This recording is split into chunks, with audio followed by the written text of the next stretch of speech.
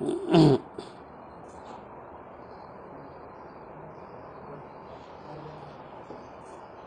اللہ الرحمن الرحیم وبہ نستعین۔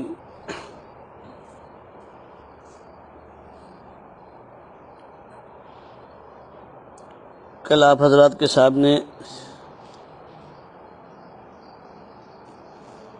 چند باتیں اس تعلق سے عرض کی گئی تھی کہ فرض نمازوں کا اہتمام اور تہجد کی نماز کا اہتمام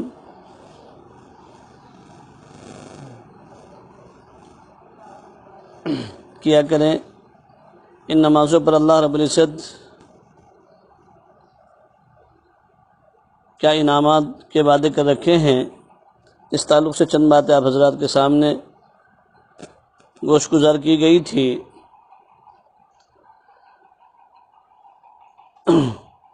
اب ایک دو بات آپ حضرات کے سامنے یہ عرض کرنی ہے کہ ہم عبادات تو کرتے ہیں، لیکن اپنی عادت کو ایسی بنا لیں کہ وہ عادت ہی عبادت بن جائے، یعنی عادات پر عبادات کا ثواب لینے والے ہم سب کے سب بن جائیں۔ دینی اور دنیاوی جتنے بھی کام ہیں، ان تمام کاموں کو رضا الہی کی نیت کے ساتھ میں کرنے والے بن جائیں اور اس کی مشق کی جائے۔ ایسی ہی اخلاق و معاملات اور زندگی کے جتنے بھی معمولات ہیں اس میں اس کا اہتمام کیا جائے تاکہ ان پر عبادت کا ثواب ملے۔ ان کو حتی الامکان شریعت اور سنت کے مطابق کرنے کی کوشش کرنی چاہیے کہ ہمارا جو بھی عمل ہو، چاہے وہ دینی ہو یا دنیاوی ہو، ہر اس کام کے اندر شریعت اور سنت کو دیکھا جائے اور اس کو مقدم کیا جائے۔ اور یہ بات بھی یاد رکھنی چاہیے کہ انسان جب صحیح نیت اور شریعت کے مطابق عمل کرتا ہے تو اس کی وجہ سے اس کا وہ عمل، یعنی اس کی وہ عادت عبادت بن جاتی ہے اور مباح کام کا بھی ثواب گویا کہ اس کو مل جاتا ہے۔ اسی طرح سے اخلاقی و مزاجی کمزوریوں اور ایسی گناہ اور معاصی سے بچنے کا اہتمام بھی حد درجہ اس کی کوشش کرنی چاہیے کہ ہم سب ظاہری اور باطنی گناہوں سے بھی بچ سکیں، جیسے حسد ہے، کینہ ہے، حد سے بڑھے ہوئے غصے ہیں، ایسی بدگمانی کا گناہ ہے، بدزبانی کا گناہ ہے، ریا اور غیبت کا گناہ، کبر، عجب اور مال و دولت اور دنیا کے حد سے بڑھی ہوئی محبت سے بچنے کی انسان حتی الامکان کوشش کرے۔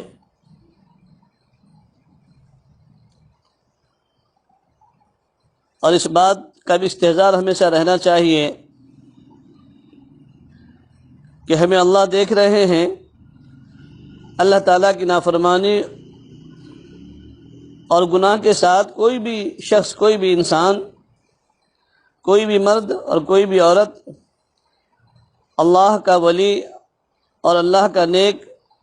اور محبوب بندہ یا بندی نہیں بن سکتی۔ کوئی بھی مرد اللہ کا نیک بندہ نہیں بن سکتا، اس لیے کہ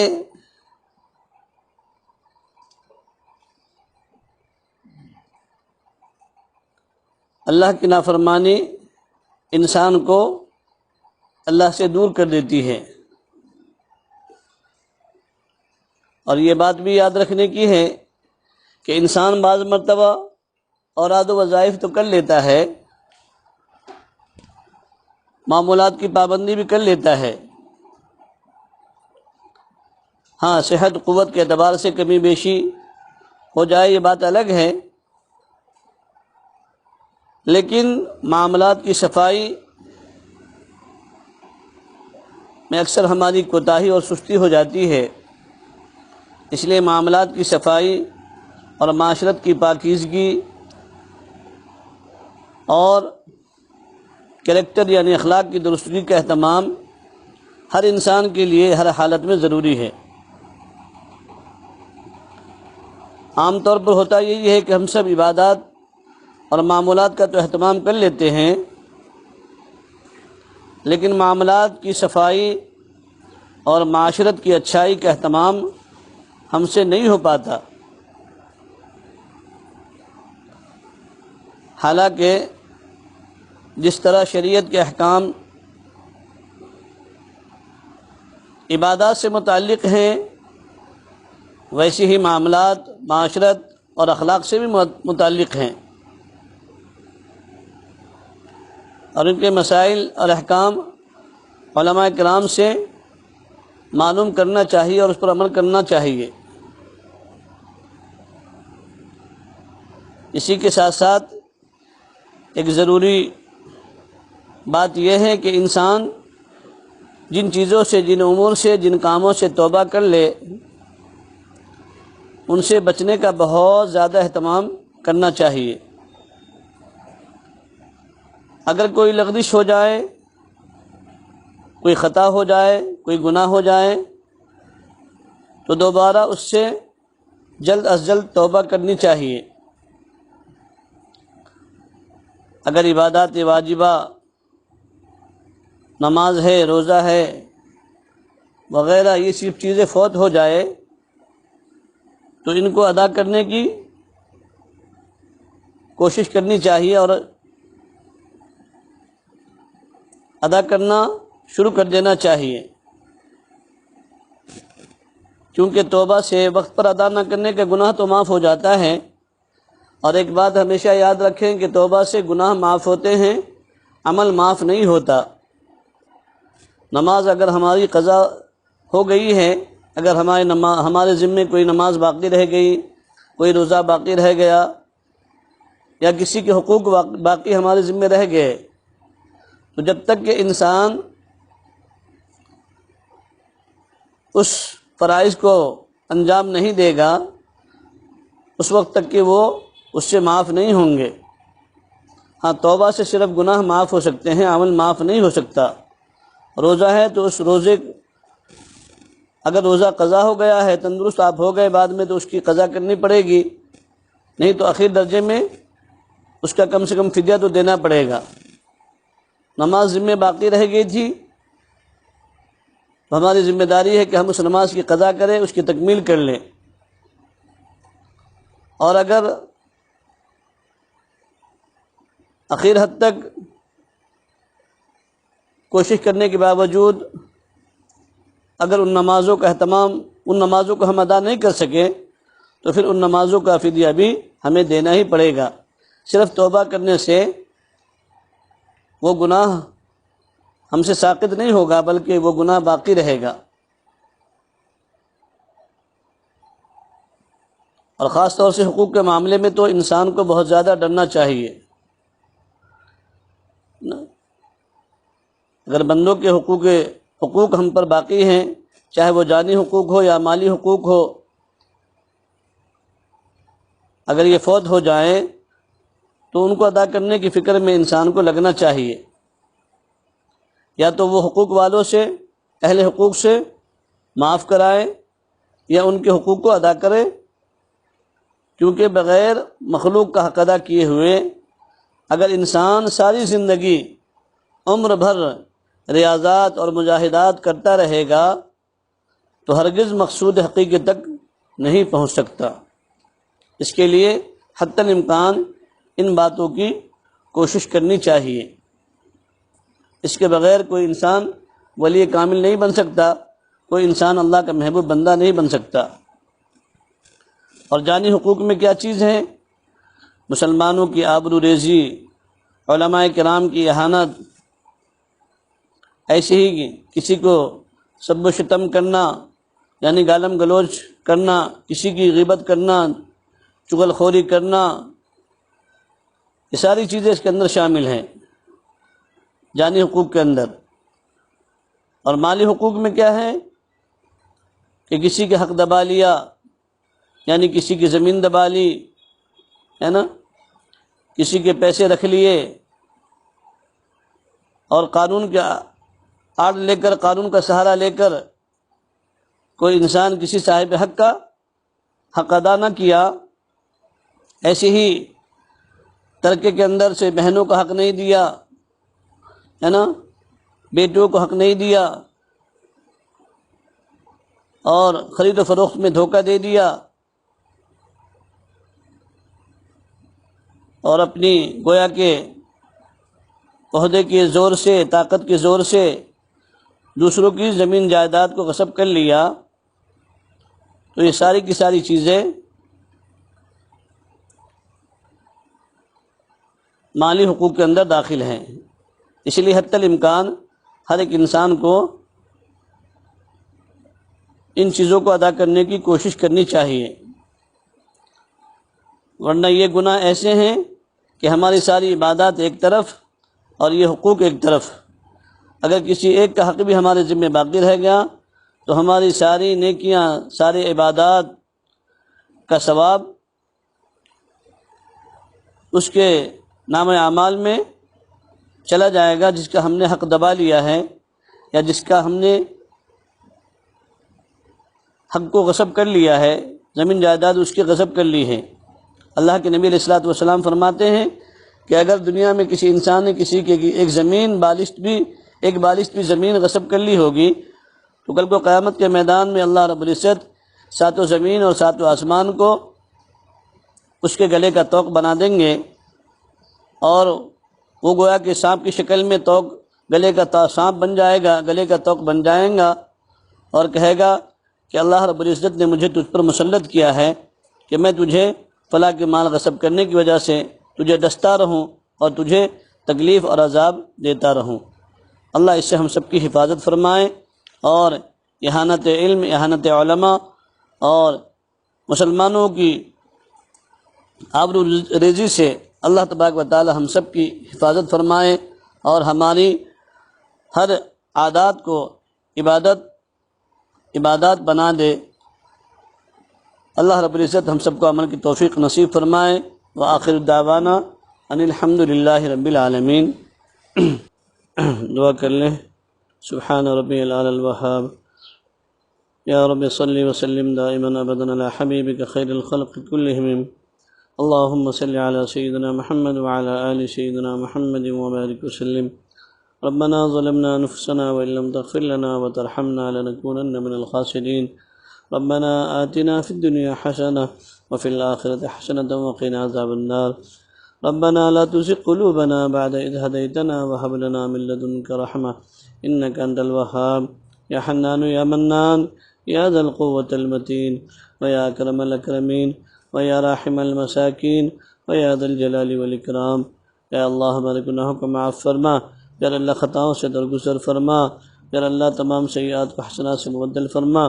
رب کریم بے شک ہم سب آپ کے بندے ہیں، اللہ حقیقت میں بہت گندے ہیں، لیکن اللہ جیسے بھی کیسے آپ کے بندے ہیں، اللہ ہم گندے بندوں کو معاف فرما دیجئے، ہم سب کی گندگی کو دھو دیجئے، پھر اللہ معاف فرما دیجئے، ہمیں ہماری اولادوں کو معاف فرما دیجئے، ہمیں ہماری بہو بیٹیوں کو معاف فرما دیجئے، ہمیں ہماری ماں بہنوں کو معاف فرما دیجئے، ہم سب کی بیویوں کو معاف فرما دیجئے، پھر اللہ پوری امت کو معاف فرما دیجئے، امت کے ایک ایک فرد کو معاف فرما دیجئے، امت کے مردوں کو معاف فرما دیجئے، امت کی عورتوں کو معاف فرما دیجئے، امت کے بوڑھوں کو معاف فرما دیجئے، امت کے جوانوں کو معاف فرما دیجئے، ایک ایک فرد امت کو معاف فرما دیجئے، ایک ایک فرد امت کی اللہ دائیں سے بائیں سے آگے سے پیچھے سے اوپر سے نیچے سے ہر جانب سے سب کی حفاظت فرما لیجئے۔ اللہ ہر ایک ایمان والے کی جان کی، مال کی،